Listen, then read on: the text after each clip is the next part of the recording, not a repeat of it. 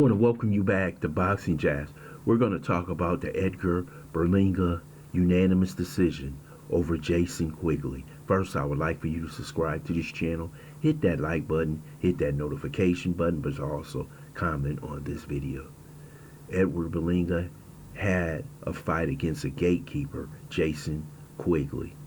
It was a very pedestrian fight. Edgar Berlanga did what he had to do, knocking him down in the third round, knocking him down in the sixth, and in the 12th, almost put him away. But these are the type of fights that Edgar Berlanga needs to have.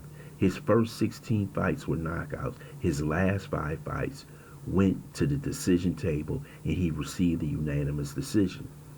But Edgar Berlanga needs some more work.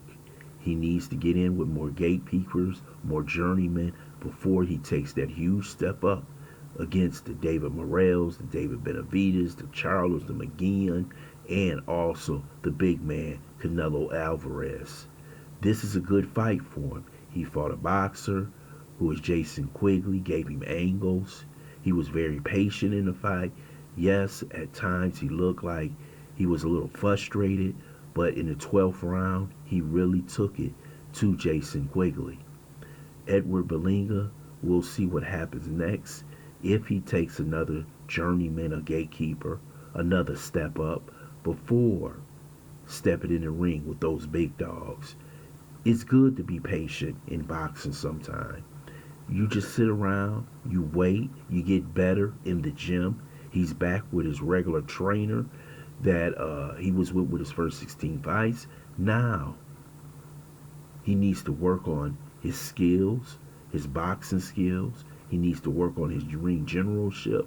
He needs to learn how to cut off the ring. That's what Edgar Berlanga needs to do.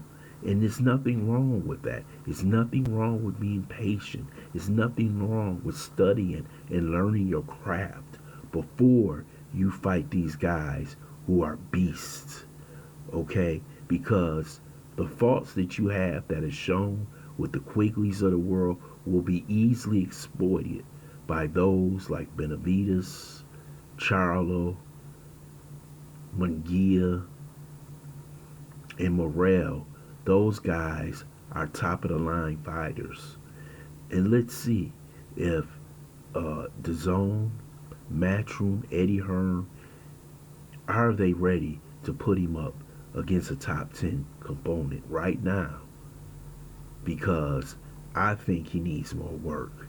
He's a good fighter, an excellent prospect, and I'm going to keep saying he's an excellent prospect, depending on how much better he gets with his boxing skills and his ring generalship in the ring. Because you notice, once he steps up, the knockouts go away. Once you step up in competition, I don't care how great of a fighter you is, especially when you get to the top levels, it's hard to get a knockout. And it seems like Berlanga is struggling. Many people tonight are going to say this is a disappointing fight for him because he did not knock out Quigley. But in a fight like this, you can learn a lot about yourself. He needs the rounds. Remember, his first 16 fights was first round knockouts. He needs rounds. He needs experience. And people have to understand that. And I hope he understands that. And I hope his fans understand that being patient is good for a fighter. Because all fights are not going to be first round knockouts, second or third rounds. They are going to go to the decisions. And that's what happened tonight. So Edgar Berlanga should take this as a learning experience.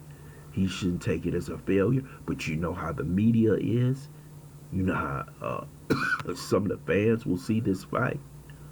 Yes, he may not be ready for top level competition, but he can learn and he can get better. I want to thank you for listening to Boxing Jabs' Quick Take. Hope you subscribe to this channel. Smash that like button, but also share this video.